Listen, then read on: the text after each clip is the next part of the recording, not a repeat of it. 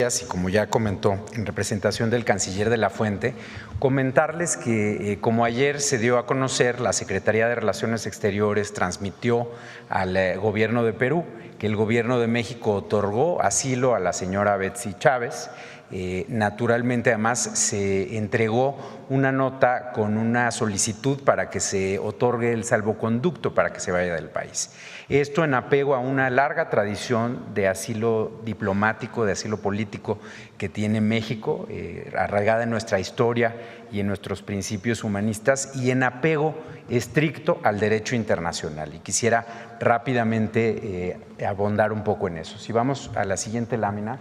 El artículo 4 de la Convención de Caracas sobre el asilo político dice claramente que corresponde al Estado asilante la calificación de la naturaleza del delito o de los motivos de la persecución. Es decir, el Estado que otorga el asilo es el que define si se trata de un caso de una persecución política.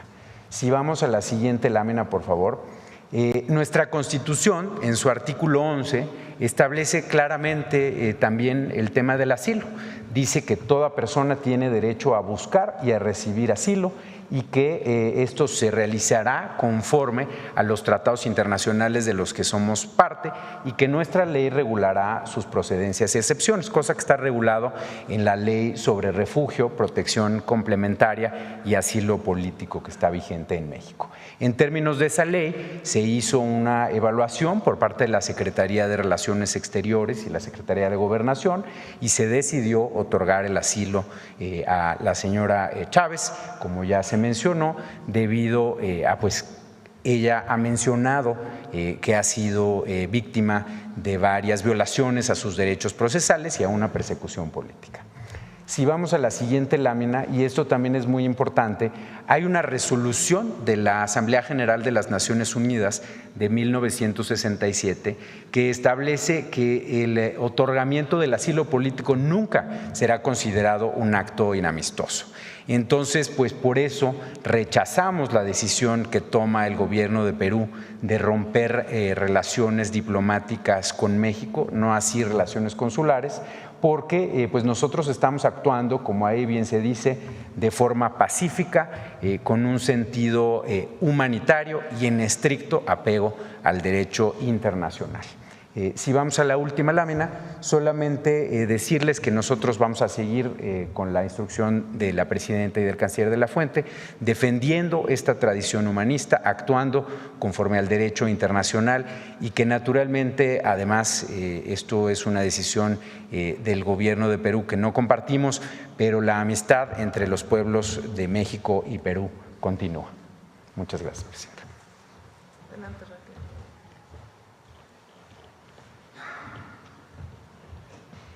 Gracias, presidenta. Muy buenos días tengan todas y todos ustedes.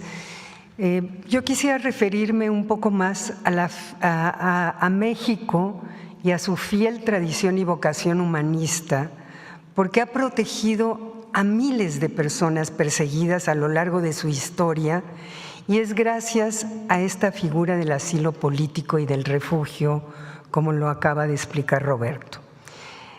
Y en este sentido recordemos que toda persona extranjera que encuentre en peligro su vida, su integridad y su libertad por sus ideas o actividades políticas, puede solicitar asilo político a México. Y son la Constitución, la ley en la materia y el derecho internacional quienes norman el criterio para conceder o no el asilo. Yo quiero también comentarles que los ejemplos de asilo político a extranjeros son muchos. Quizá el más recordado sea el del presidente Lázaro Cárdenas, que salvó a cientos de refugiados españoles que huían de la dictadura de Franco y del fascismo. Pero también están los casos de asilo durante las dictaduras de Chile, de Argentina, de Paraguay y de Brasil, o aquellos otros durante los conflictos de Centroamérica, y otros casos relevantes, por ejemplo, de José Martí, Trotsky, el Shah de Irán, Rigoberta Menchú, Evo Morales, son cientos y miles de personas que han solicitado a México y que México generosamente les ha otorgado el asilo. Permítanme nada más citar al presidente Cárdenas cuando el buque Sinaya, que fue enviado por México para traer a los refugiados españoles, arribó a nuestro país en 1939. Y él dijo textualmente, lo cito: «No los recibimos como náufragos de la persecución dictatorial, sino como exponentes de la causa imperecedera de las libertades del hombre». Y tiempo después, este buque, que fue y vino varias veces para traer refugiados a México, fue hundido por los nazis. Para México, el asilo político y el refugio son figuras que, en primer lugar, y esto es muy importante, buscan proteger a personas, es decir, son figuras humanistas. Además de solicitar asilo político o refugio, es un derecho humano de cualquier persona y su otorgamiento es un derecho de México como Estado soberano, que debe ser respetado por otros países.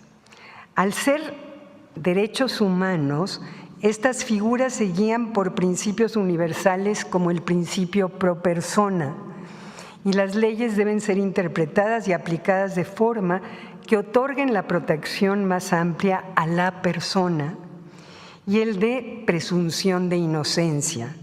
Toda persona es inocente hasta que su culpabilidad sea decidida por una autoridad judicial. Y finalmente, el asilo político es un acto pacífico.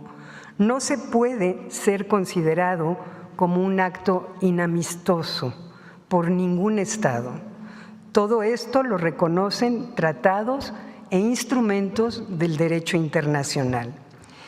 Y para finalizar, les quiero decir que muchos cuestionan si es válido asilar a una persona acusada o sentenciada por delitos comunes por la justicia de su país. Y este es un punto delicado y quisiera ser muy enfática. Solo al Estado asilante le corresponde estudiar y decidir si la persona solicitante de asilo es objeto de persecución política o no. Y ustedes se preguntarán por qué. Porque si un Estado persigue a una persona por razones políticas, pues evidentemente no lo va a reconocer, sino que buscará acusarlos de delitos comunes como corrupción, terrorismo u otros. Entonces, concluyo diciendo que el asilo es una de nuestras instituciones más nobles y que en ese sentido México, desde que es independiente, ha sido fiel a esta institución tan noble. Muchas gracias, Presidenta. Con permiso.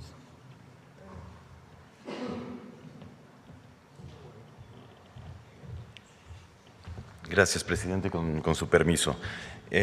Buenos días a todas y a todos. Me corresponde explicar la posición de México sobre los casos de Betsy Chávez y, por supuesto, del presidente Pedro Castillo. Dos casos que están totalmente conectados. Como ya decía la presidenta, Betsy Chávez fue la primera ministra, es decir, la funcionaria de mayor jerarquía en el gabinete del presidente Pedro Castillo en el momento en el que fue destituido. Muy rápidamente, para hacer memoria, como ustedes saben, el presidente Pedro Castillo fue electo democráticamente por el pueblo peruano en 2021. E incluso antes de que asumiera como presidente, ya fuerzas opositoras intentaron impedirle que llegara a la presidencia, lanzaron una campaña acusándolo falsamente de cometer fraude en las elecciones. Varios despachos de abogados fueron incluso contratados en Lima para cancelar o intentar cancelar cientos de miles de votos a favor de Castillo y sobre todo en las zonas pobres del sur andino. La estrategia no funcionó. Pedro Castillo asumió como presidente, pero durante el año y 4 meses que duró su gobierno fue víctima de constantes acosos, de constantes asedios y ataques de esas fuerzas políticas y otros grupos de poder. Solo por citar algunos ejemplos, se intentó destituirlo 3 veces, se le acusó por supuesta corrupción e incluso se llegaron a hacer inspecciones judiciales en el Palacio del Gobierno, algo que nunca había sucedido con ningún presidente en funciones. Se le llegó a acusar de traición a la patria por dar una declaración a un medio de comunicación diciendo que consideraría someter a consulta del pueblo peruano una salida soberana al mar de Bolivia. Solo por eso fue acusado de traición a la patria. El Congreso le destituyó varios de sus ministros y, bueno, constantemente recibía ataques de corte racista y clasista en prensa y otros espacios. Y es así como el 7 de diciembre de 2022, Pedro Castillo anuncia que disolvería el Congreso para que se eligiera a otro, y por ello es que fue detenido cuando todavía gozaba de fuero constitucional. Posteriormente, el Congreso lo destituye como presidente sin que se reunieran los votos necesarios para hacerlo, le retira el fuero constitucional en violación de su propio reglamento y saltándose procedimientos y tiempos, y el Poder Judicial le decreta una prisión preventiva mientras lo investigaba por rebelión. Esta prisión preventiva dura 2 años y cacho, es decir, todo ese tiempo estuvo en prisión sin que se iniciara un juicio en su contra. Finalmente, en marzo de este año se inicia el juicio por rebelión, que parece ser un delito que nunca se ha cometido. Conforme a la legislación penal peruana, rebelión es aquel que se alza en armas para variar la forma de gobierno. Ese 7 de diciembre, nadie, absolutamente nadie, se alzó en armas por órdenes de Pedro Castillo.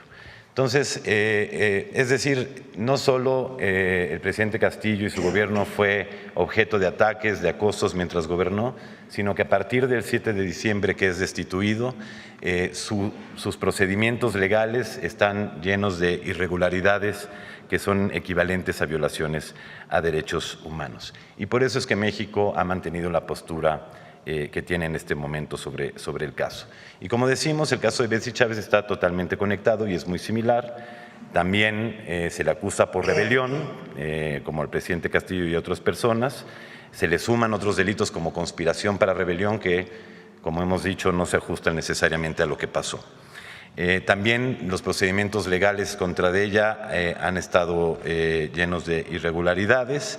Y también ella, como ya se ha mencionado, ha manifestado que durante el tiempo que estuvo en prisión sufrió de reiterados abusos, al grado que un tribunal peruano le otorgó un amparo para ser liberada con libertad condicional en tanto se concluye el juicio. Es así que, como ya se mencionaba, solicita asilo diplomático a México. México estudia su solicitud, por supuesto estudia toda la información que ha recabado y encuentra que existen elementos suficientes para otorgar el asilo, actuando en estricto apego al derecho internacional y nacional que se ha mencionado. Y aquí vale la pena decir que además el delito de rebelión en muchas legislaciones de muchos países es precisamente considerado un delito político, es decir, ni siquiera es un delito común, por lo cual no se podría alegar que el asilo no procede. Y finalmente, Presidenta, solo también dejar muy en claro que México no interviene y no ha intervenido en asuntos internos del Perú y tampoco ha actuado en reciprocidad contra medidas extremas y desproporcionadas que se han tomado desde el gobierno peruano. No hemos intervenido indebidamente en los asuntos internos porque la posición de México y ninguna de las acciones o declaraciones obliga al Perú, es decir, tiene una fuerza coercitiva para obligar al Perú a modificar sus decisiones. La de México es una posición de principio y es congruente con su sólida historia de política exterior y de asilo y refugio, como se ha mencionado. Y, como sabemos, ante las medidas adoptadas por Perú, México no ha respondido de la misma forma. México no declaró persona non grata al embajador en Perú en 2022, como sí lo hiciera Perú con el embajador mexicano en ese tiempo. México no ha declarado persona non grata a ninguna presidenta o presidente peruano y México mantuvo sus relaciones diplomáticas y consulares con el Perú, y esto por el profundo amor y respeto que le tenemos al pueblo peruano. Gracias, presidente. Pablo, ¿de dónde estabas tú? Bueno, Yo era embajador ante Perú durante ese tiempo, en diciembre de 2022, y tuvimos el tremendo privilegio bajo las órdenes del presidente López Obrador de poder darle asilo político a su esposa e hijos que también eran perseguidos. Gracias, presidenta. Pues esta es la nutrida información del día de hoy. Vamos con las preguntas. Vamos acá. Ahorita vamos para allá. Gracias, presidenta. Buenos días. Nancy Flores, de la revista Contralínea. Buenos días a todas y a todos. Presidenta, ha presentado esta mañana este Plan Michoacán para la Paz y la Justicia.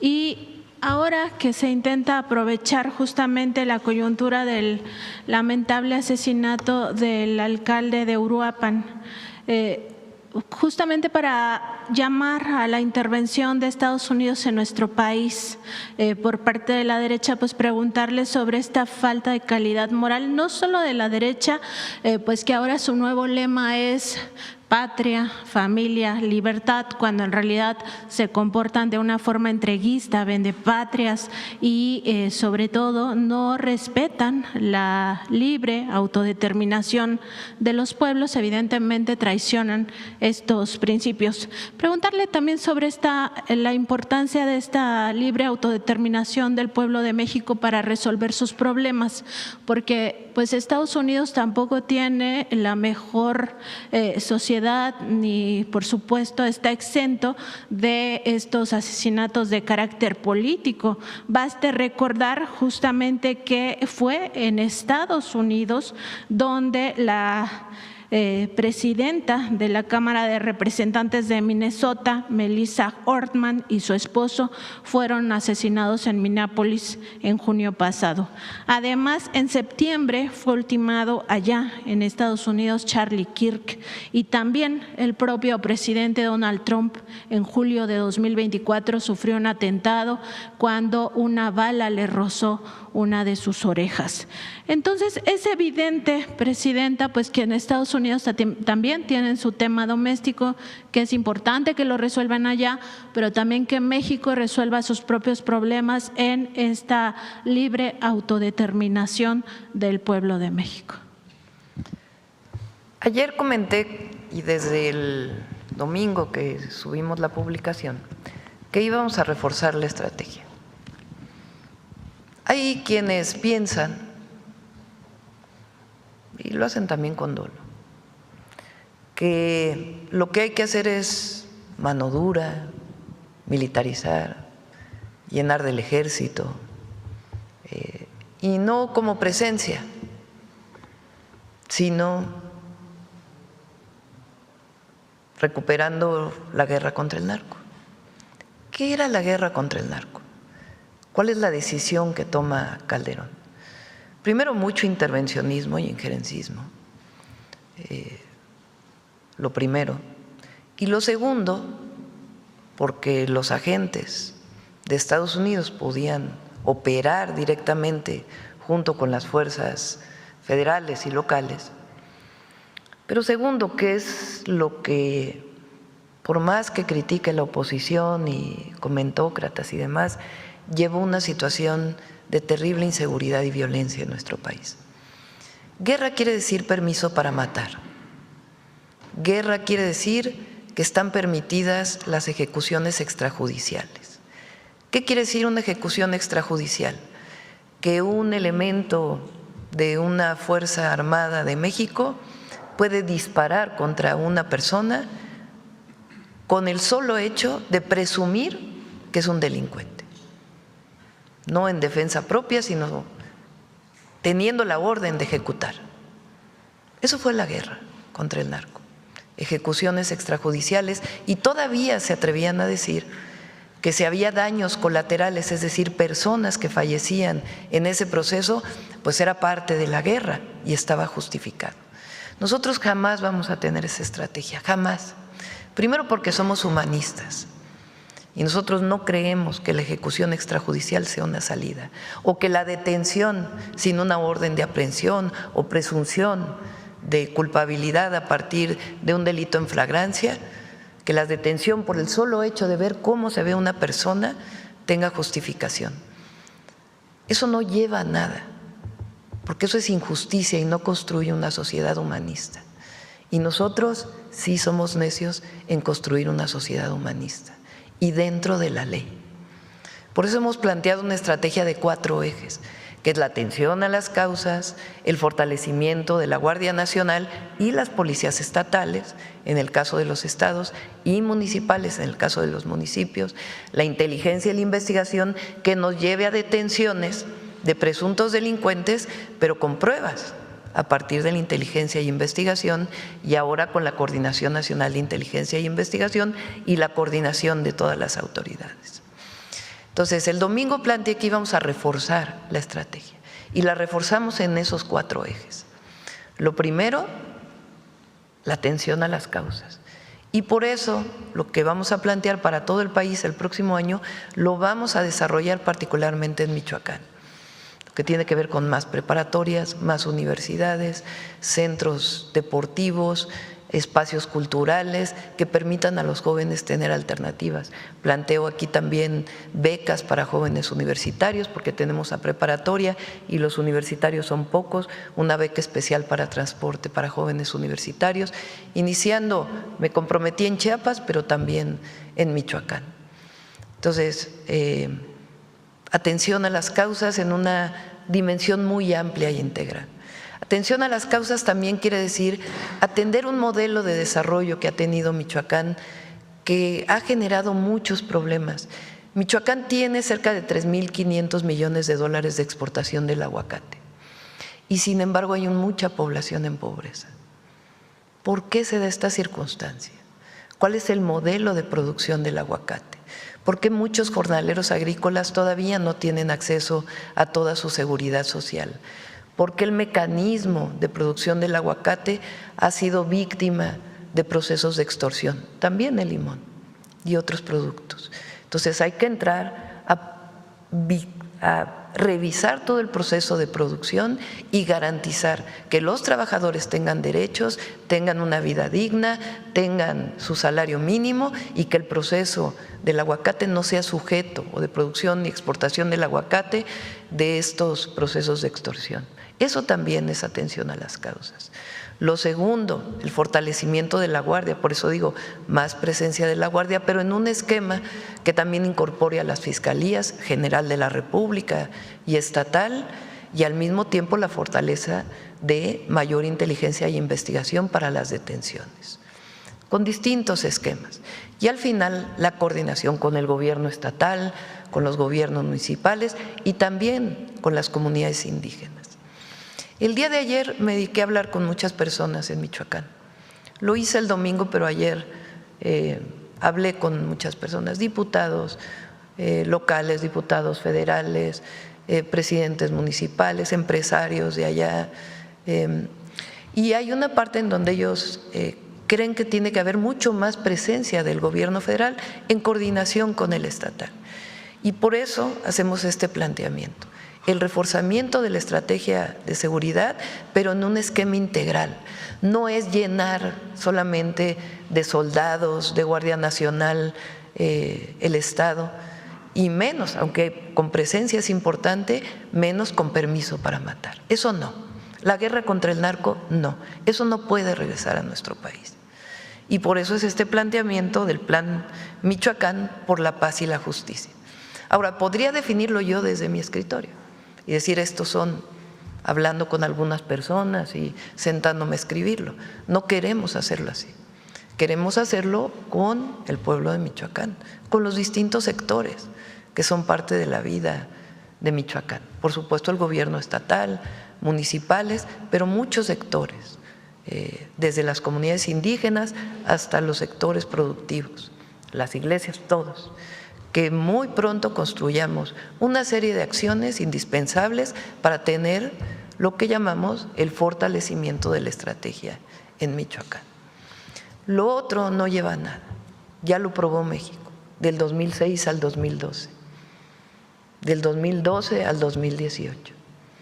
Entonces, por eso es el planteamiento que estamos haciendo. Ahora, ¿Qué otra cosa plantean? Porque lo han ido a decir a Estados Unidos muchos de los miembros del PRIAN y de otros partidos también. Que venga a Estados Unidos a resolvernos la situación. Eso no resuelve nada, tampoco. Primero, sería violatorio de nuestra soberanía y nuestra independencia. Y segundo, podemos colaborar, podemos coordinarnos, pero no se trata de que venga a Estados Unidos a decir o a intervenir o a tener a sus agentes, porque tampoco funcionó. Y no se trata de venir a utilizar técnicas de guerra en México, es otra cosa. Y poco a poco vamos a ir construyendo la paz. Ya el próximo martes vamos a presentar los resultados del mes de septiembre. Ahora Michoacán, por las llamadas que hice, por lo que hemos visto, más allá de las provocaciones, porque también hay mucha provocación, hay un sentimiento de indignación por la muerte de Carlos Manzo y también de algunos empresarios y de otras figuras de la vida de Michoacán. Y también hay que escuchar, ser sensibles a esta situación y por eso este planteamiento de que conjuntamente construyamos este plan Michoacán por la paz y la justicia. Y Presidenta, justo en este periodo de Calderón y Peña Nieto, pues el injerencismo de Estados Unidos fue muy fuerte. Hubo agentes de estadounidenses que llevaban a cabo operativos y también ocurrió el rápido y furioso que tantas víctimas mortales ha generado por ese trasiego ilegal de armas a nuestro país supuestamente para rastrearlas. ¿Qué papel jugarán estas oficinas de la Presidencia que ha anunciado que estarán ahí en cada uno de los municipios? Es una propuesta a revisar por esta consulta que podamos hacer pronto, porque no se trata de que lo presentemos en un mes, no, sino presentarlo ya. Es una propuesta, de tal manera que particularmente, por ejemplo, en Uruapan, pues pueda haber una presencia mayor del gobierno federal con todas estas instituciones, porque normalmente pues es el gabinete de seguridad, pero si hay una presencia mayor, pues entonces podemos colaborar con la presidencia municipal de Uruapan y por supuesto con el gobierno estatal, con quien siempre cooperamos y colaboramos. Esta es la propuesta que estamos haciendo y que creemos que en parte responde a una demanda legítima y a una visión, una concepción de la construcción de la paz en nuestro país. Entonces, ni injerencismo, sino cooperación. Si Estados Unidos tiene información con sus agencias de seguridad que pueda compartir con nosotros, que sea indispensable para la construcción de la paz, podemos cooperar. Es más, ese es el entendimiento que tenemos, pero quien actúa en México pues son las fuerzas federales y quien valora esa información que nos están dando a partir de nuestras leyes. Porque cuando se habla de Estado de Derecho y después se pide guerra, pues como que es contradictorio, ¿no? Entonces, lo que queremos es fortalecer las instituciones de construcción de la paz y la justicia. Gracias, Presidenta. En otro tema, en Puebla, la Fundación Jenkins constituyó un fideicomiso para la beneficencia pública de ese estado con un patrimonio que llegó a amasar de alrededor de 14,000 millones de pesos, tanto en bienes como en dinero. En este caso, se sabe, ya se ha documentado que este recurso fue trasladado a otros fideicomisos e incluso a cuentas en paraísos fiscales como Barbados y Panamá. Sabemos que el gobernador de Puebla, Armenta, pues ya ordenó a su consejero jurídico analizar la posibilidad de presentar denuncias para recuperar estos recursos y destinarlos a personas pues que estén en situación vulnerable y que lo necesiten. Más allá de eso, Presidenta, me gustaría preguntarle si pudieran la Unidad de Inteligencia Financiera y el Servicio de Administración Tributaria informar o explicar si hay algunos indicios de fraude fiscal relacionados con este tema de la Fundación Jenkins, sobre todo porque hay al parecer una falta de pago de impuestos. Además, si habría un desvío de recursos, toda vez que el fideicomiso pues tenía reglas de operación y sobre todo tenía objetivos, que era la beneficencia pública, y también si hubiera indicios de posible lavado de dinero, sobre todo porque se trianguló este recurso a paraísos fiscales. Sí, por supuesto. pedimos a la UIF que lo revise. Gracias, Presidenta. Y también aprovechando que está el Gabinete de Salud, me gustaría preguntarle, porque hace algunas semanas el director del Instituto Mexicano del Seguro Social, Zoe Robledo, habló de que ya se trabaja en el sector público para tener lo de las centrales de mezclas, que no sea la iniciativa privada la que controle pues esta parte. Preguntarle cómo va este proceso de que ya tengamos nuestras propias centrales de mezcla como Estado, nación, y también cómo se está manejando o cómo se está observando el manejo de mermas de estos insumos que se utilizan en las centrales de mezcla, sobre todo qué pasa en el caso de los viales para estas quimioterapias. Sabemos que algunos de estos viales alcanzan para más de una quimioterapia. Si se le está dando seguimiento, ¿quién se queda con esos sobrantes? Adelante. Muchas gracias, Presidenta.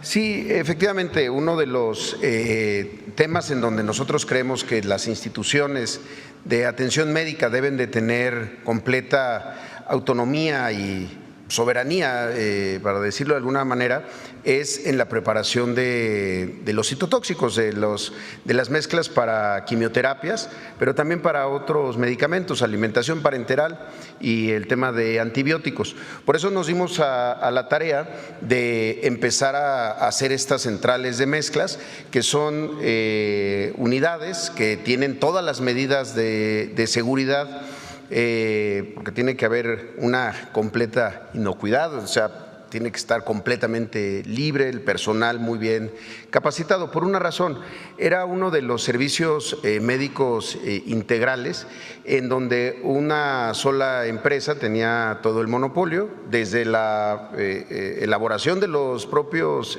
oncológicos, pero también el proceso de mezclas. Entonces, nos dimos a esta tarea y van a ser 20 centrales de mezclas en diferentes partes del país para poder, a su vez, llevarlas hacia los hospitales. Vamos muy bien, nuestro contrato concluye en diciembre y queremos empezar el año ya sin la necesidad de volver a contratar las mezclas, porque justamente lo que pasaba era eso, uno contrataba las mezclas y entonces esto incluía tanto el medicamento como el proceso de elaboración del bolo para las quimioterapias, pero no se decía exactamente qué estaba pasando con cada vial. Con esto, haciéndolo de manera directa por parte de la institución, se permitirá no solamente tener máxima seguridad, seguimiento de los protocolos que establecen las médicas y los médicos, sobre todo para los pacientes en oncología, pero también para eficientar el uso de los medicamentos. Es decir, con una muy buena programación, cada vial pues se utiliza una parte, lo que corresponde dependiendo del protocolo que haya establecido el médico o la médica. Ha sido un proceso bastante interesante, complejo, porque el IMSS llevaba muchos años dependiendo de empresas privadas que además han tenido problemas recientemente, desafortunadamente, en algunos hospitales privados y que ya no queremos seguir dependiendo de ellos. Entonces, esperamos iniciar el año ya con completa operación. Y también un elemento adicional que es muy virtuoso es que en algunos lugares, platicando con el IMSS Bienestar o con el ISSSTE, que tienen todavía estos contratos, podemos generar también el servicio para otras instituciones públicas hermanas. Gracias. Y, Presidenta, también en el tema de salud, preguntar cómo va este proceso de integración de los sistemas de salud al IMSS Bienestar, sobre todo porque sabemos que hay algunos casos donde no está completo, que todavía hay como pues como un control mixto, tanto del Estado en algunos hospitales como del propio IMSS Bienestar, saber cuántos de estos estados pues aún se encuentran en esta situación de operación mixta y si tienen algún estimado de cuándo ya será que el IMSS Bienestar va a hacerse cargo de todos los hospitales. Bueno, son 23 estados que tienen IMSS Bienestar y este año, al momento de la inauguración del Hospital Lorán de Mérida, se incorporará Yucatán. ¿Puedes explicar tal vez, Alejandro, cómo es que operamos? Realmente es una operación ya del IMSS Bienestar. Todavía hay médicos y enfermeras que son pagados a nivel estatal y eso ya va a tener, tiene su cambio el próximo año a partir de una modificación del presupuesto de egresos. Pero en la operación es el IMSS Bienestar. ¿Quieres platicar los regionales y todo? Sí, como señala nuestra presidenta, desde el 2022, en agosto de 2022, se firmaron los acuerdos que da inicio a esta nueva institución. Durante el 2023 se empezaron a unir los estados. A partir de febrero del 2024 somos 23 estados dentro del sistema del IMSS Bienestar, una estructura que busca superar la fragmentación que vivíamos en nuestro país en materia sanitaria. Como señala la presidenta, el éxito del modelo del IMSS Bienestar es la presencia territorial. Nosotros somos 23 coordinaciones estatales, 212 equipos regionales, todos operativos y todo con una responsabilidad nominal sobre la población a cargo y una identificación de los hospitales y los centros de salud que tienen como responsabilidad cada equipo regional. Cada equipo regional tiene una meta de productividad. Este año estamos trabajando para poder tener 50 millones de consultas en los 23 estados, 5 millones de consultas de especialidad y 1 millón de cirugías. Estos resultados no pudieran ser posibles si el IMSS Bienestar no controla, como lo hace, la operación total de los procesos sanitarios, de servicios de salud. Las funciones de rectoría y de promoción de la salud quedan con nuestros compañeros de las secretarías de salud estatales, con los cuales, por supuesto, trabajamos de forma muy cohesionada también. Gracias. Gracias, presidenta. Gracias. Vamos a ver. ¿Qué más por acá? Vamos a ver qué más. No sé a quién. A ver, la compañera. No, tú ya habías participado, ¿no? A ver, la compañera de atrás. Sí.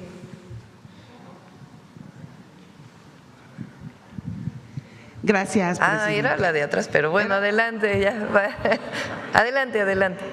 Me gustaría precisar específicamente con respecto a las relaciones diplomáticas con Perú. Bueno, primero me presento, Olga Ojeda Lajud, corresponsal de Imagen de Veracruz, Diario del Istmo, que pertenecen al Corporativo Imagen del Golfo.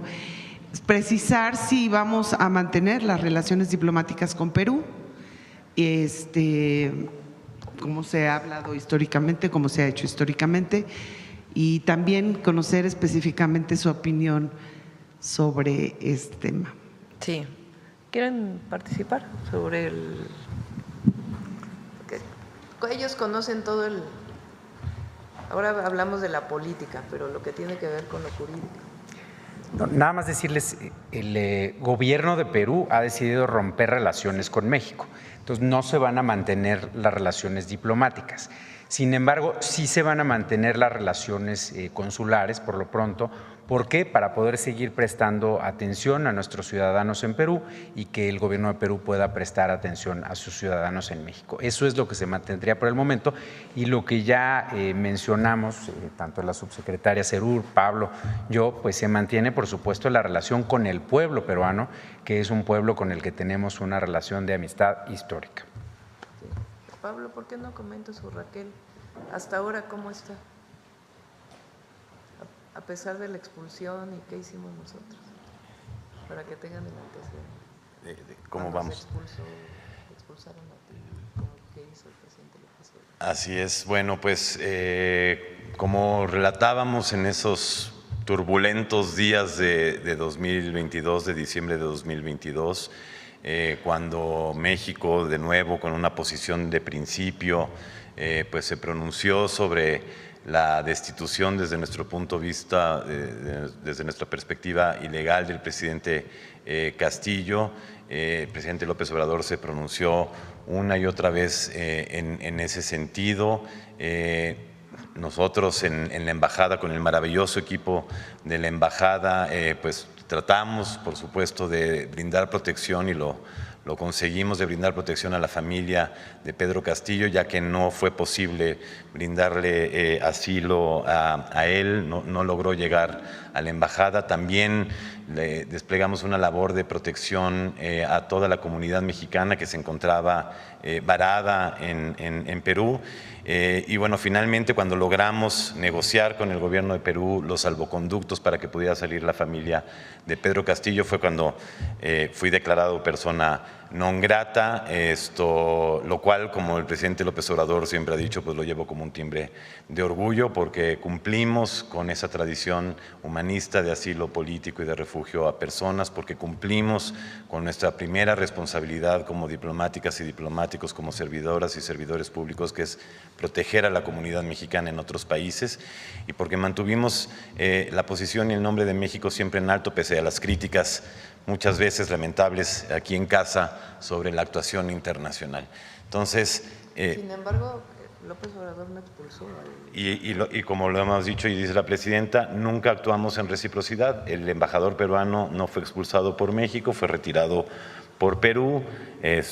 Nosotros mantuvimos la relación diplomática y consular con Perú, se siguieron llevando a cabo acciones de cooperación en materia técnica, científica, educativa, cultural, siguieron habiendo intercambios evidentemente a bajo nivel, es decir, nosotros siempre estuvimos dispuestos al diálogo y a la solución pacífica de las controversias, y por eso es que, como ha dicho la presidenta Roberto, la subsecretaria Serur, lamentamos y rechazamos una medida tan extrema como es el rompimiento de relaciones que solo va en detrimento de las personas.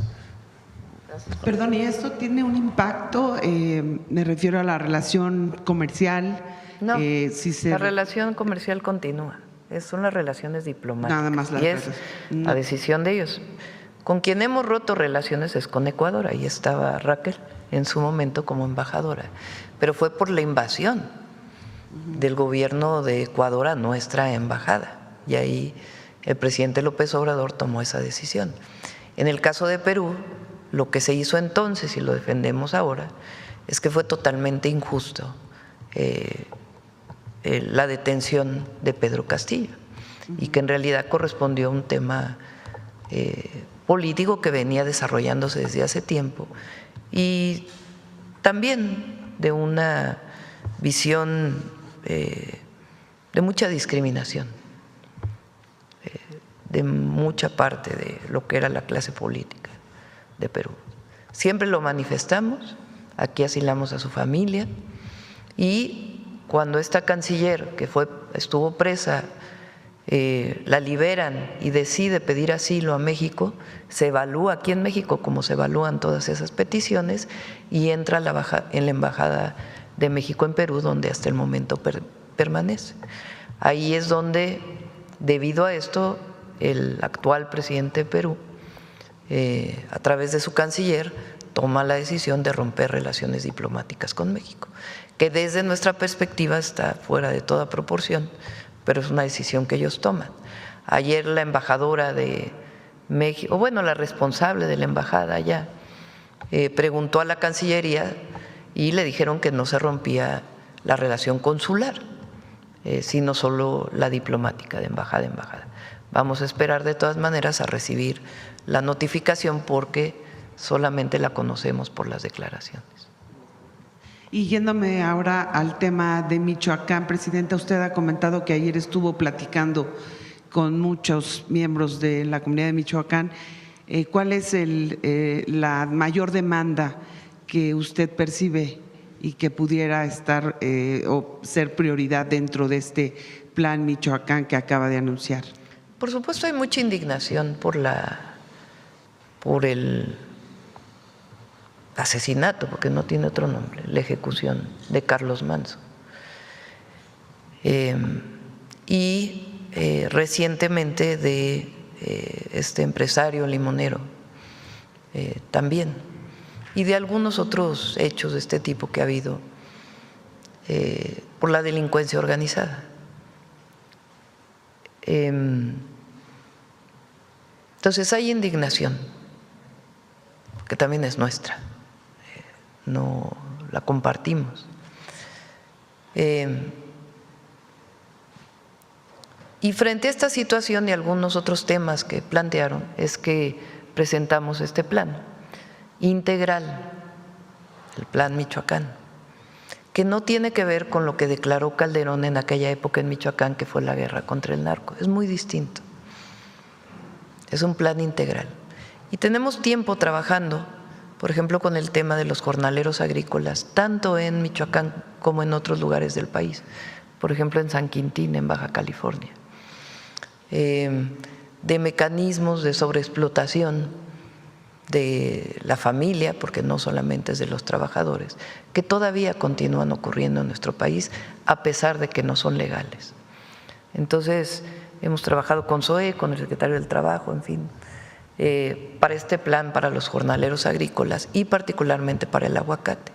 Y es algo que hemos venido escuchando también de una necesidad. Por eso es este planteamiento integral. Entonces, hay indignación y la solicitud de que el Gobierno de México participe de mayor manera en coordinación con el Gobierno estatal. Hemos dado ayer la explicación del apoyo que tuvo el presidente municipal de Uruapan, tanto en términos de su estrategia de seguridad que seguía en el municipio, dentro del marco de la legalidad, como en su propia vigilancia.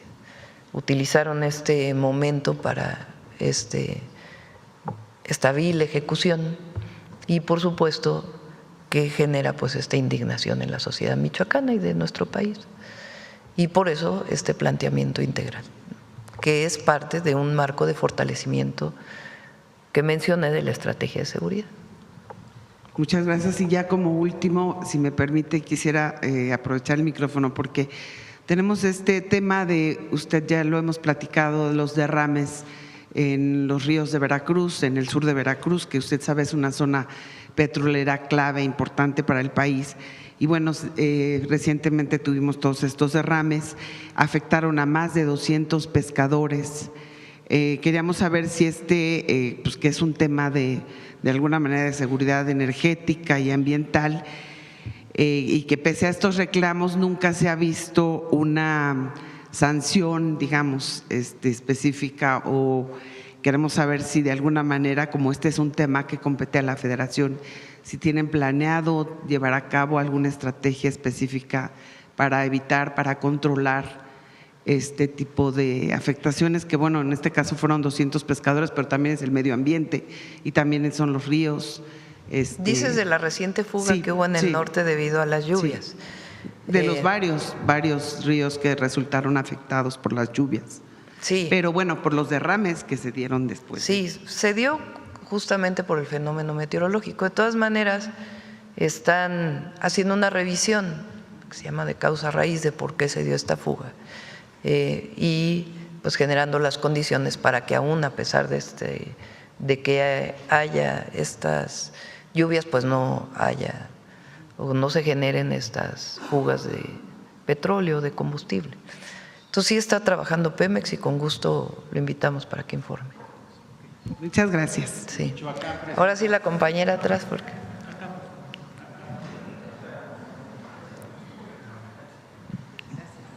Gracias, presidenta, le agradezco muchísimo.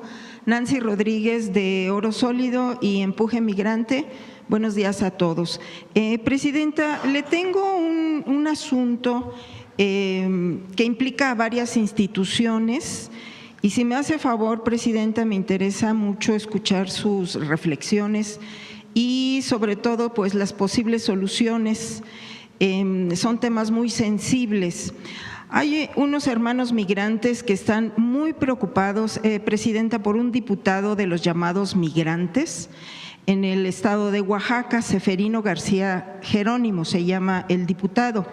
Aquí ya implica a algunas dependencias, porque incluso, bueno, pues está el Congreso local y el INE, presidenta. Esto es muy importante. ¿Pero preocupación por qué? Porque fíjese que este diputado fue denunciado en Estados Unidos por violencia intrafamiliar y su esposa vino hasta acá, hasta Oaxaca, acompañada de algunos otros, a traer las denuncias de Estados Unidos donde tiene restricciones para no ver a sus hijos y tiene demandas. Entonces también esa es una parte de las dependencias que implicaría.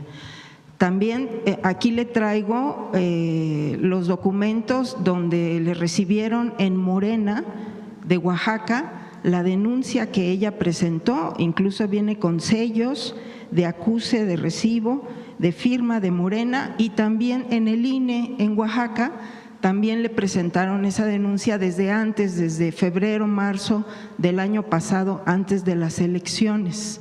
Entonces, ahí ya implica a otras dependencias. También, Presidenta, fíjese que este diputado es empresario allá en Estados Unidos, tiene varios negocios, restaurantes y otros negocios, y desafortunadamente también tiene allá en Estados Unidos denuncias de maltrato a los trabajadores, obviamente violaciones a sus derechos laborales. Y bueno, esto implicaría también otra visión y otra implicación allá en Estados Unidos. Y pues lamentablemente también ha embarazado a algunas trabajadoras, Presidenta, y también han presentado denuncias allá en Estados Unidos. Entonces, yo estoy segura que el gobernador no sabe, porque hay fotografías cercanas de este diputado con el gobernador Salomón Jara, y bueno, pues la verdad es un tema muy delicado y que implicaría también la revisión de la designación de estos diputados migrantes. Ahora, son plurinominales.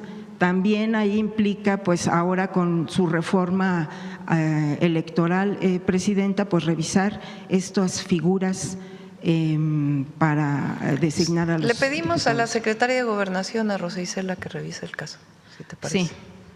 Ok, Presidenta. Y también le traigo las denuncias en Estados Unidos. Aquí están las… Le pedimos a Rosa Isela que lo revise. De la Corte. También, por otra parte, Presidenta, otro tema que nos interesa muchísimo, bueno, dio a conocer aquí lo del chocolate del bienestar, lo del café del bienestar, y pues nos reclaman porque no lo encuentran. En lo personal también lo he estado yo buscando. Es en que el solamente en las tiendas del bienestar. Exactamente. Ahora le pregunté a María Luisa porque me preguntan mucho. Sí. Y vamos a ver si se busca un espacio cerca. Y bueno, en esta investigación en las tiendas del ISSSTE nos dimos cuenta que ya está la leche liconza. Entonces, de alguna manera, pues ya se maneja productos de este tipo.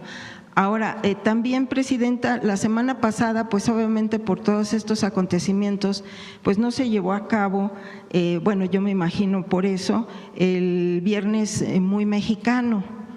Mire, Presidenta, este tema es bien importante también porque en el sexenio de Calderón y de Peña Nieto se hicieron los llamados incubadoras para pequeños y microempresarios. Entonces, hemos estado dándole seguimiento a la licenciada, a la maestra María Luisa Albores, que ha estado visitando ahora con la tragedia en Puebla, en Veracruz, a estos pequeños productores. Estuvimos en una entrevista con el gobernador de Puebla y nos habló de estas cooperativas que están impulsando precisamente su gobierno. Cuando estuvo Calderón y Peña Nieto en estas incubadoras, pues obviamente el dinero se destinaba pues a sus amigos, a sus cuates, y tenemos la experiencia personal que ya se tenían algunas incubadoras para unos productores y no les dieron los recursos, se tuvieron que ir sin recursos, sino de forma personal, porque pues ya se tenía el compromiso con estos campesinos. Entonces, nos decía el gobernador que ya se están impulsando estos pequeños productores y que podría ser el semillero para crear estos apoyos como tipo las incubadoras para pequeños y medianos empresarios. Ahora, otra cosa también muy importante, Presidenta, es que ahí en Puebla están haciendo el valor agregado a los productos, los están manufacturando ahí, entonces esto también genera pues fuentes de empleo para los diseñadores de los empaques, cosa que le critican mucho a México porque no tienen empaques atractivos en las ferias internacionales. Entonces, sí me gustaría si usted podría darle más seguimiento a esto y que pudiera darnos información, porque como es su filosofía de la cuarta transformación, de abajo para arriba, y yo creo que se pueden detonar estos pequeños y medianos empresarios a nivel local. Sí, le damos seguimiento, ya lo presentamos. ¿Sí? Sí, para no. Gracias, presidente. Vamos, a ver quién de salud. A ver, de salud. Gracias, Presidenta. Graciela Bravata, de Ahora Noticias. Mi pregunta sería para el secretario de Salud, si me lo permite, que nos pudiera explicar más, ahora sí que precisar más los detalles sobre la vacuna de papiloma, porque mucha gente desconoce. Si bien es cierto que es un trabajo que han llevado a cabo en las comunidades, todavía hay un desconocimiento y peor aún, un detalle, no me pida de dónde, pero las están vendiendo esas vacunas hasta en 800 pesos. Entonces sí me gustaría, si me lo permite, Presidenta, que si nos pudiera precisar más el detalle, cuándo se deben de aplicar, quiénes se las debe de aplicar, porque hay mucha ignorancia todavía para los que no sabemos bien a detalle esto de, muchos se espantan, ¿no?, de por qué esta vacuna cuando es necesaria. Sí, primero comentar que es una vacuna completamente segura, no produce ninguna reacción. Segundo, está enfocada fundamentalmente a las niñas que están en quinto año de primaria, precisamente tratando de que la reciban antes de que vayan a tener exposición a relaciones sexuales. Ese punto es muy significativo. Igual los niños, o sea, para los dos. Entonces, es la edad precisa para la vacuna, no tiene ningún riesgo el aplicársela. Esta estrategia incluso va también para el sector privado, o sea, a la vez que adoptamos la estrategia de eliminar el carcinoma cervicuterino de acuerdo con la Organización Mundial de la Salud, este reglamento o esta directriz aplica tanto al sector público como al sector privado. En el sector público la vacuna no tiene ningún costo, no debería de tener ningún costo. Si alguien en privado lo quiere aplicar y lo quiere hacer, pues tendrá la libertad de hacerlo. Pero en el sector público es completamente sin costo. Y estamos también haciendo la vacunación incluso extramuros, o sea, no tienen que ir necesariamente a un centro hospitalario para vacunarse, sino que estamos haciendo la vacunación extramuros en sitios específicos donde pueden acudir a recibir la vacuna. ¿Hasta qué edad es permitible esta vacuna? La edad, como usted vio, estamos también recuperando a aquellas niñas y niños que no se vacunaron con esta estrategia antes. Entonces, hasta los 19 años seguimos vacunando a las personas. Y en cómo esta educación en las escuelas, ¿hay algún programa para motivarlos? Porque muchas veces es el temor, sobre todo en las mujeres, en las niñas, que tienen miedo tanto a la exploración como este tipo de temas. ¿Hay algún programa educativo en las escuelas, válgame? Sí, hay programa educativo, pero además, usted tocó un punto muy importante, no requiere exploración, o sea, no quiere decir que a la niña se le va a explorar o al niño se le va a explorar, es la aplicación únicamente de la vacuna. Muchas gracias, secretario.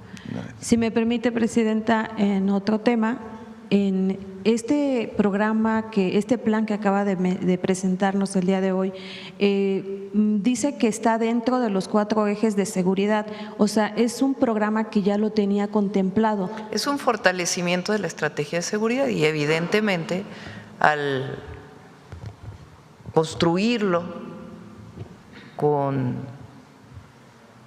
el pueblo de Michoacán, sectores de la sociedad michoacana, pues evidentemente se fortalece, pero no tiene que ver con otras cosas que se aplicaron en la época de Calderón y Peña, es otra cosa, es una estrategia integral de construcción de la paz. ¿Y los recursos para este plan? Los recursos están y en todo caso se reorientaría una parte. Por ejemplo, siempre he pensado yo que la educación es parte fundamental de la construcción de la paz. Si un joven que tiene la edad de estar en la preparatoria no tiene acceso a la preparatoria porque le queda muy lejos, pues entonces está en la calle y está sujeto en su casa y en la calle y está sujeto a acercarse a un grupo delictivo. Si construimos más preparatorias, pues evidentemente están en la escuela. Y ahí, si en esas preparatorias hay una visión humanista, además de vinculación con el arte, con el deporte, pues hay una visión distinta. Entonces, si teníamos programadas 10 preparatorias, por decir algo, en Michoacán, pues lo fortalecemos con más preparatorias.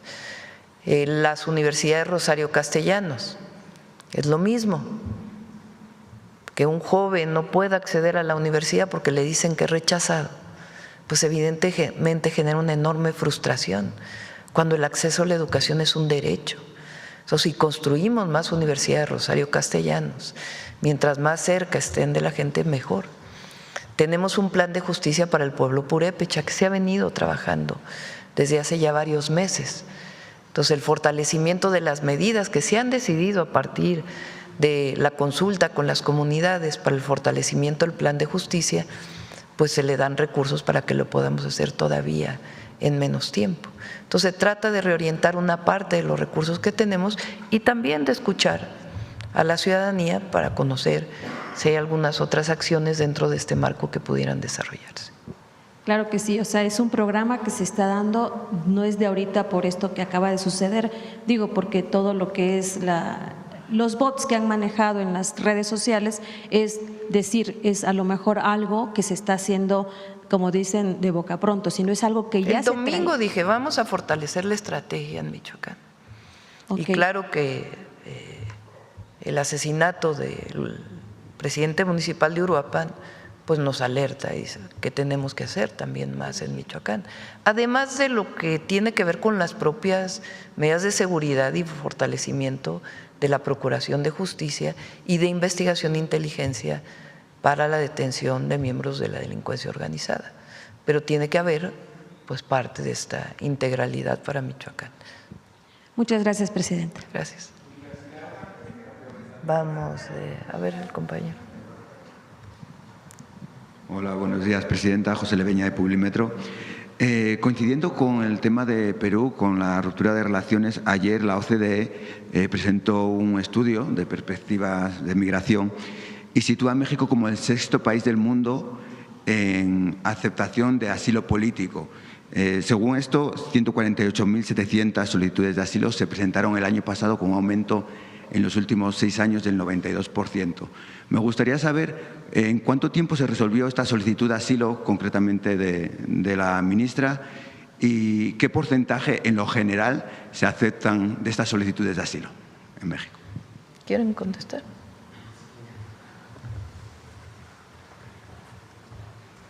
Nada más para distinguir, porque la cifra que tú mencionas corresponde al otorgamiento de refugio, que se otorga a través de Comar. Son personas que llegan a nuestro país y hacen un trámite para solicitar refugio. El asilo político tiene un trámite distinto y tiene consideraciones distintas. En este caso se hace por una persona que llega a nuestra embajada en Perú, y Pablo puede, si quiere, mencionar los tiempos, presidente.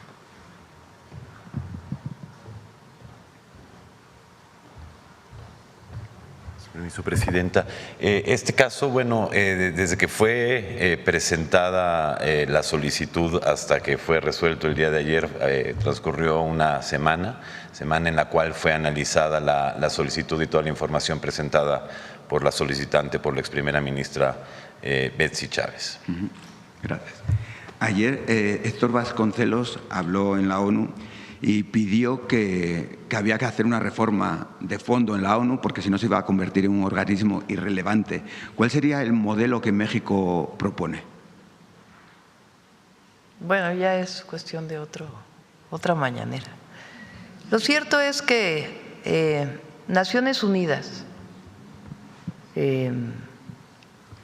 ha perdido en los últimos años, desde nuestro punto de vista, su fortaleza en términos de sus organismos multilaterales y como un espacio que permita el vínculo entre las diferentes naciones y pueblos y la resolución de conflictos también. Entonces hay varias propuestas, incluso el canciller hizo algunas propuestas que tienen que ver con ¿cómo le llaman? El Comité de Seguridad, Consejo de Consejo de Seguridad, con una visión distinta del Consejo de Seguridad. Entonces se han hecho varios planteamientos, por eso digo que podemos hacer otra mañanera en esta perspectiva, pero es, creo, un momento importante para que los países discutan el papel de Naciones Unidas y cómo se fortalece. En el tema de salud, llevamos ya años con el presidente López Obrador, se habló de la prohibición de vapeadores, cigarros electrónicos, e incluso aquí en México hay muchos años que ya está prohibida la venta de cigarros sueltos en los estanquillos, en los kioscos. Sin embargo, seguimos viendo en las calles que esto se sigue produciendo. Durante la llegada de personal de la Fórmula 1 se requisaron en el aeropuerto de la Ciudad de México vapeadores a extranjeros que venían a México. ¿Cuándo se va a hacer efectiva esta prohibición y cuándo dejaremos de ver vapeadores? Se tiene que aprobar la ley de salud, en donde viene ahí la regulación más detallada, más allá de la reforma constitucional, y de ahí pues los esquemas de inspección que son necesarios, tanto a nivel federal como estatal. Y ya por último, se está produciendo a nivel, en todo el país, en el tema de las aplicaciones, empresas como Uber están dando incentivos a restaurantes para crear una especie de monopolio para que solo los restaurantes y comercios puedan entregar mercancía a través de ellos. Es una actuación de exclusividad que en Estados Unidos Uber ha demandado a su competencia por realizar esta práctica. Pero aquí en México Uber está realizando esta propuesta económica a los comerciantes. ¿Cuál sería el papel de la Profeco y de competencia para evitar este monopolio en el tema de… Tiene que presentarse una queja formal ante la Comisión Nacional Antimonopolio, que ahora se llama, antes COFESE, para que se haga el análisis y en todo caso ellos determinen el resultado y las sanciones, si es que hay sanciones. Sí, porque parece paradójico que en Estados Unidos la empresa denuncie por esta práctica y aquí la quieran aplicar. Puede ser en efecto Profeco y también la Comisión Antimonopolio a partir de una queja. Ya por último, si nos puede adelantar algo de la agenda que tiene con el presidente de Francia para el próximo viernes. Hoy justamente voy a reunir con Roberto para poder explicarles toda la agenda. Es una agenda breve, ¿no? Muchas gracias. Sí. Vamos, ¿quién más? A ver, la compañera. Yo creo que ya cerramos. Gracias, Presidenta. Muy buenos días, Rocío Jardines de Teleurban y W Radio. Preguntarle, Presidenta, se ha dado a conocer por la cadena NBC que el presidente de Estados Unidos, Donald Trump, pues está buscando ensayar este plan para enviar tropas a nuestro país y oficiales de inteligencia en este marco de su lucha contra los grupos criminales, los grupos del narcotráfico. Saber si su gobierno ha sido informado acerca de esto o si ustedes van a buscar un diálogo. No va a ocurrir. tenemos un entendimiento en seguridad que trabajamos durante muchos meses con el gobierno de Estados Unidos y que lo acordamos cuando estuvo el secretario de Estado. Y vamos a seguir trabajando en ese marco de entendimiento que tiene principios muy claros y están al principio de este documento de entendimiento, que es respeto a nuestra soberanía, a nuestra territorialidad y colaboración y coordinación sin subordinación de ninguno de los estados. Entonces eso no va a ocurrir, no tenemos ningún informe de que vaya a ocurrir eso. Además, no estamos de acuerdo y se lo hemos planteado al presidente Trump. Si sale en alguna llamada, pues de que esa no es nuestra política y que no estamos de acuerdo. Si sale en alguna llamada o usted en la próxima llamada que tendrá, que prevé con el presidente, ¿se lo va a plantear? Él en las llamadas telefónicas me ha dicho, no requieren ayuda, nosotros estamos dispuestos a enviar tropas y otros mecanismos para ayudarles en su lucha contra la delincuencia organizada.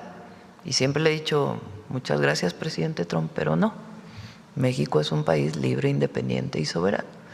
Y podemos coordinarnos de muchas maneras. Él siempre, ¿cómo podemos coordinarnos? Bueno, se puede compartir información, se puede hacer como hasta ahora ha habido capacitaciones de ambos lados de la frontera. Ahora, y además eso es muy importante, recientemente hubo otra incautación de armas. Siempre hemos dicho, a México, a ustedes les interesa que de México a Estados Unidos no pase droga ilegal, pero a nosotros nos interesa que no pasen armas de Estados Unidos a México. Y eso quedó como parte del entendimiento.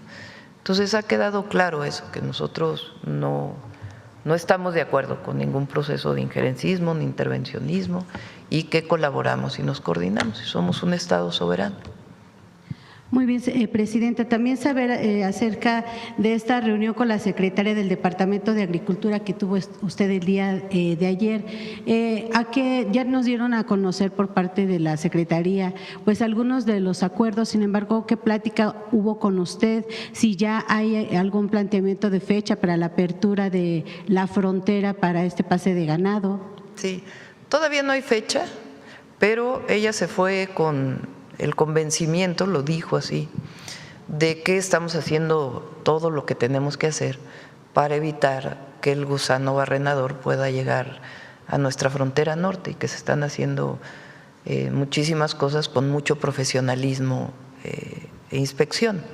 Entonces ella se fue con ese entendimiento, ella está consciente, así lo expresó también, de que el que no esté abierta la frontera para la exportación de ganado también les afecta a ellos. Incluso en el precio de la carne que ha subido. Y coincidimos en que lo que no queremos pues es que haya una infección que llegue o una, no sé cómo se diga, una propagación de este gusano hacia el norte de nuestro país. Pero se fue muy convencida de que estamos trabajando adecuadamente para ambos países, evidentemente, y ya está el 30% de la fábrica de esta mosca que evita la propagación, va a estar lista, esperamos a mediados del próximo año, pero coincidimos en que tenemos que hacerlo antes, la apertura de la frontera. Entonces, quedaron de analizar todos los detalles de la parte técnica, que ya se han venido analizando, y tener la certeza, ¿qué es lo que estamos pidiendo nosotros? Que no haya una sorpresa, digamos, una subjetividad, que se abre la frontera como pasó hace poco y a los 3 días la cerraron porque se encontró un animal contaminado en Veracruz. Entonces lo que nosotros decimos es que haya una serie de indicadores técnicos para decir se cierra o no a partir de estos indicadores técnicos claros, y eso es lo que está pues ya muy pronto de resolverse, y la voluntad pues de ambos gobiernos de abrir lo más pronto posible la frontera. Presidenta, dos asuntos, si me lo permite. Uno es un detalle que quisiera que nos aclarara el secretario de Salud sobre la aplicación de la vacuna contra el papiloma. Saber si se realizará en las escuelas, es decir, si va a acudir personal de salud a las escuelas o las familias tendrán que acudir directamente a las clínicas. Directamente no, se instalarán centros a donde pueden venir acompañados por sus padres, sus madres, sus padres, para autorizar la vacunación. La vacunación no puede ser obligatoria, tiene que ser de acuerdo a los responsables de esas niñas y niños. El día que lanzamos la campaña, tuvimos la oportunidad de tener muchas niñas y niños y de pasarles el micrófono y tratar de que nos dijeran cómo entendían esa vacunación, y uno se sorprende del grado de conocimiento que tienen precisamente las niñas y niños de la importancia de vacunarse. Muchas gracias, secretario. Por último, presidenta, en el tema de Michoacán se han dado distintos disturbios, usted lo ha comentado, además de estos estudiantes pues en contra del asesinato del presidente de Uruapan, del presidente municipal, también el que se ha dado en Apatzingán, donde pues hubo incluso uso de la fuerza, etcétera. Anuncia el día de hoy este plan. ¿Será necesario también en este plan hacer el llamado a la ciudadanía de alguna forma a que se calmen estos disturbios, presidente, en primer lugar? Nunca hemos estado de acuerdo nosotros con el uso de la violencia en las manifestaciones. Pensamos nosotros que la manifestación pacífica es la mejor forma de decir que uno está en contra o a favor de algo. La violencia no ayuda ni siquiera a convencer a otros desde nuestro punto de vista. Y a veces hay provocación también, de no una demanda legítima, sino de querer provocar para que se genere la represión, y tampoco hay que caer en ninguna provocación desde nuestro punto de vista. Entonces, me tocó como jefa de gobierno muchas veces manifestaciones donde había mucha provocación o grupos de estos que se cubren la cara y que utilizan pues, objetos peligrosos y otras acciones para protestar. Muchos de ellos es provocación, es decir, ni siquiera tienen el interés legítimo, y otros pues lo hacen porque piensan que esa es la manera. A nosotros nos corresponde decir que no estamos de acuerdo y tampoco caer en provocaciones, y buscar siempre la construcción de la paz y la atención de las demandas legítimas. Presidenta, se hablaba de esta necesidad, bueno, lo dijo Carlos Manso, de la necesidad un tanto de la mano dura, de la presencia de fuerzas federales. Se tuvieron, bueno, en primer lugar no se tuvo una respuesta, después se le mandaron, se dice que 500 elementos, 200 elementos, después fueron relevados y se enviaron de nuevo otros 100. Ahora anuncia este plan. Usted siempre se ha dicho en contra de la mano dura y que la respuesta no es la fuerza. Hoy anuncia este plan donde entre varias acciones pues sí se contempla el envío de más elementos de la Guardia Nacional. Saber ¿cuántos elementos se enviaron? ¿Por qué no fue antes, presidenta, también? Sí, ayer lo explicó el general secretario. Yo creo que lo explicó con mucha amplitud. Y hay muchos videos de él reconociendo ese apoyo, muchos videos. Y tenía mucha comunicación con el comandante de la 21 zona militar. Digo la primera porque como estuvo en la ciudad, me viene a la mente, pero de la 21 zona militar. Entonces él tenía, y en las últimas semanas tuvo una reunión con él, entonces había comunicación. Más allá de si estábamos de acuerdo en su planteamiento o no, porque no creo que hoy valga la pena, digamos, discutir con él, ¿verdad? Porque finalmente a todos nos duele la manera en que fue ejecutado realmente.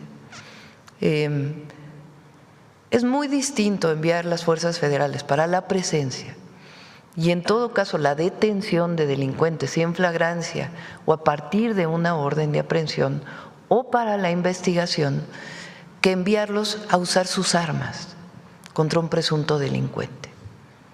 Son dos cosas distintas. Nosotros no creemos que las ejecuciones, ¿por qué se llaman ejecuciones extrajudiciales? Porque primero, en México la pena de muerte no existe desde hace muchísimos años.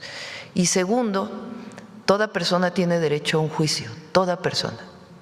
Esa es la Constitución en México, esas son las leyes. Y además, como humanistas estamos de acuerdo con eso. Toda persona tiene derecho a un juicio para saber si es culpable o no. Vivimos en México mucho tiempo donde el Poder Judicial liberó a delincuentes que eran culpables a partir de corrupciones y otras componendas. Y esta reforma al Poder Judicial y la nueva elección espero que se traduzca en que esto se minimice al máximo y que realmente se haga justicia. Eso tiene que ver con un sistema de justicia que realmente cumpla con llevar a la detención a personas que son culpables de un delito. Entonces es muy distinto la presencia de fuerzas federales para hacer presencia, para evitar confrontaciones, para evitar o para tener una presencia que evite que los grupos delincuenciales operen. Es muy distinto que esas mismas fuerzas federales, con estatales o municipales, actúen para detener en flagrancia a un delincuente o frente a una orden de aprehensión o realicen un cateo a partir de una orden judicial a que lleguen a disparar sus armas. Son dos cosas distintas. Y nosotros no creemos, porque además ya se probó en México durante por lo menos 6 años y Peña prácticamente siguió el mismo mecanismo, que eso funcione. Eso llevó a más violencia. Entonces nosotros, por eso tenemos 2 ejes en nuestra estrategia. Una, la atención a las causas. No queremos que ningún joven se acerque a un grupo delictivo. El discurso de la esposa del presidente municipal es muy fuerte, diciéndole a las madres, a los padres, hay que cuidar a nuestros hijos. Y es cierto. Y el Estado también tiene una función en ese sentido, y por eso la educación y por eso el acceso a los derechos de los jóvenes.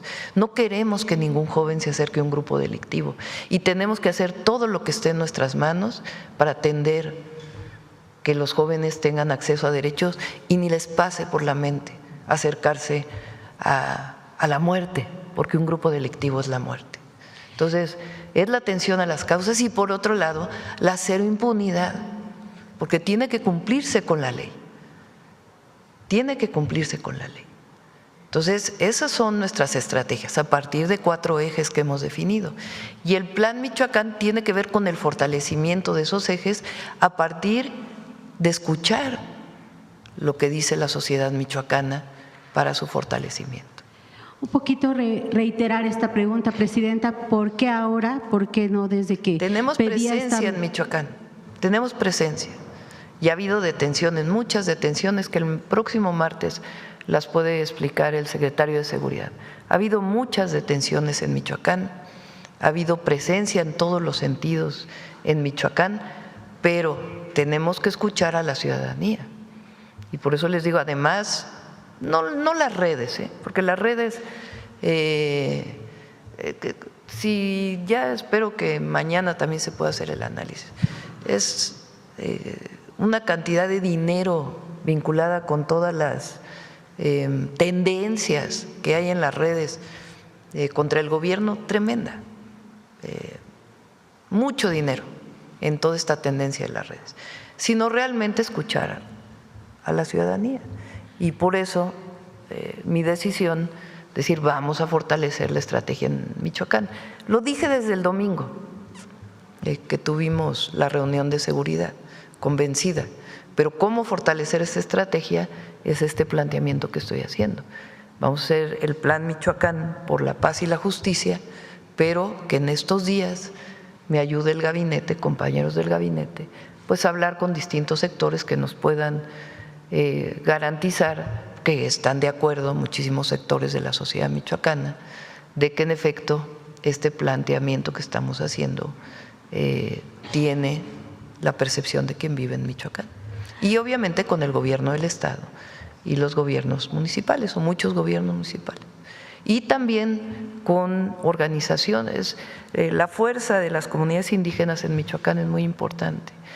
De los núcleos agrarios también es muy importante. Y empresarios, y escuchar a todos. Los últimos planteamientos en el tema de Michoacán, Presidenta. Usted… Ahora, la oposición va a decir lo que quieran, Sí. Que si lo hicimos, ¿por qué lo hicimos? Y si no lo hicimos, ¿por qué no lo hicimos? Entonces, nosotros estamos convencidos de que es la estrategia correcta y que la construcción de la paz, en vez de hacer la guerra, es lo mejor que nos puede ocurrir en el país. Llama un poco la atención, Presidenta, en el por qué no se hizo en este cuestionamiento que usted comenta hacia la oposición, porque no solamente Carlos Manzo solicitaba la intervención de las fuerzas federales, también lo hizo en su momento el ahora jefe de la oficina de la presidencia, Lázaro Cárdenas Batel, de esta necesidad de la presencia de las fuerzas federales en Michoacán. Usted ha señalado al gobierno de Calderón. Espurio Calderón y ahora no. Usted es distinto y la propuesta es distinta. Muy distinta. Pero algo no está funcionando, Presidenta, no nada más hablemos, bueno, sí, el gobierno de Calderón. El próximo, empezó, siguió con Peña Nieto, nada más. Mira, si termina, el próximo martes. Se mantuvo con López Obrador, Presidenta. Mira, el próximo martes vamos a presentar los resultados para el país, incluso para Michoacán. Los resultados de disminución de homicidios, disminución de delitos de alto impacto, y cómo ha estado funcionando la estrategia de seguridad que nos planteamos desde el primer día que llegamos al gobierno. En Michoacán también hay presencia y hay mucho trabajo, y el gobernador también ha hecho una buena parte del trabajo. Ahora, frente a lo que está al homicidio del presidente municipal y esta solicitud que está haciendo la sociedad de Michoacán, pues hacemos este planteamiento. Si no lo hiciéramos, también nos dirían, bueno, ¿cómo no escuchan lo que está diciendo Michoacán?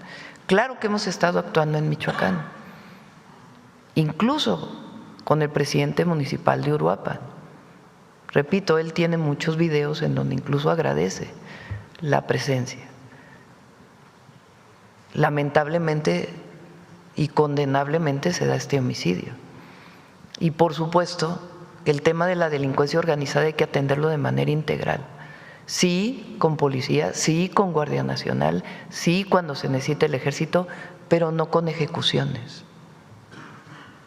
Muy distinto es cuando hay un enfrentamiento y las fuerzas del orden se defienden, a llegar a ejecutar, que fue la estrategia de Calderón.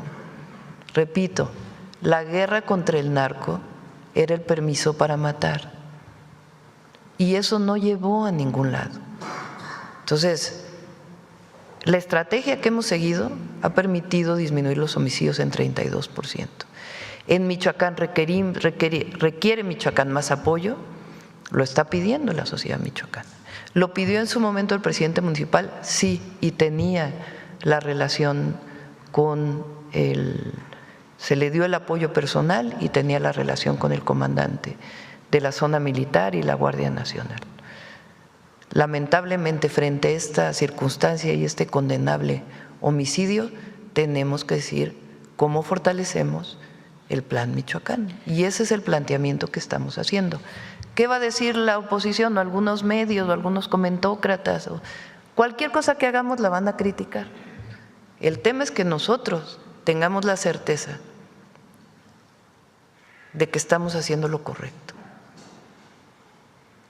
Ahorita existe esa certeza, Presidenta, reitero. Sí. Este tema escaló desde el gobierno también de su antecesor, Andrés Manuel López Obrador. ¿Qué estuvo fallando entonces para que se llegara a un evento donde entró una persona, bien ayer lo explicó el secretario de Seguridad, que fue en un evento público donde no se revisó a las personas, pero una persona logró llegar al presidente municipal a hacer 7 disparos, Presidenta? Entonces algo estaba fallando y no nada más, bueno, fue en el gobierno de Felipe Calderón, escaló también con Peña Nieto, pero algo entonces también falló en el gobierno de la Cuarta Transformación, ¿o por qué llegamos a esto? Y por último, ya si me permite para dejar el micrófono, Presidenta, saber si tiene información acerca del atacante, si ya se sabe la identidad de se habla que es un menor, incluso entre 17 y 19 años, y bueno, también es un foco rojo, Presidenta. Gracias. Si uno ve, por supuesto que… repito, todos condenamos el homicidio y lo primero que tiene que haber es justicia, lo primero, antes que nada, tiene que haber justicia y ahí es donde está nuestro compromiso, de que todo el Gabinete de Seguridad apoyará a la Fiscalía del Estado y si es necesario, y así lo solicitan, atraer el caso por la Fiscalía General, se apoyará a la Fiscalía General o a la Fiscalía del Estado. Por eso se creó un área nacional, un sistema nacional de inteligencia e investigación que pueda ayudar desde la prevención hasta la atención de casos lamentables como este. El martes vamos a presentar los resultados de la estrategia de seguridad. Los resultados de la estrategia de seguridad. Hay casos como este que evidentemente decimos cómo fortalecemos la estrategia de seguridad. No es cambiarla, pero sí fortalecerla. ¿Por qué? El martes vamos a ver los resultados hasta octubre en los datos duros. Entonces, el plan es por lo que pasó, sí. Hay que fortalecer la estrategia, pero no es este llamado que hacen. Bueno, hay quien llamó a que todo mexicano tuviera un arma. No, eso no estamos de acuerdo. No estamos de acuerdo. No lleva a nada. La violencia no lleva a nada. ¿Cómo se atiende el problema de la delincuencia organizada? Con inteligencia, con investigación, con detenciones en el marco de la ley y con una estrategia de atención a las causas y la coordinación. Ayer lo decía, el desplegado que sale de los gobernadores, que piden justicia y al mismo tiempo dicen respaldamos la estrategia. ¿Por qué? Porque ha estado dando resultados. Ahora, frente a una situación como la que vivimos, pues hay que fortalecer. Eso es lo que estamos haciendo. ¿Y fortalecer con quién? Con la gente. Cercanos al pueblo siempre. Bueno, cerramos. No hay, todavía no está identificado. Ayer lo dijo el fiscal del Estado y todavía no está identificado. Había ayer varias noticias de que ya había sido identificado y aún no ha sido identificado. Bueno, muchas gracias a todos y a todas. Hasta luego.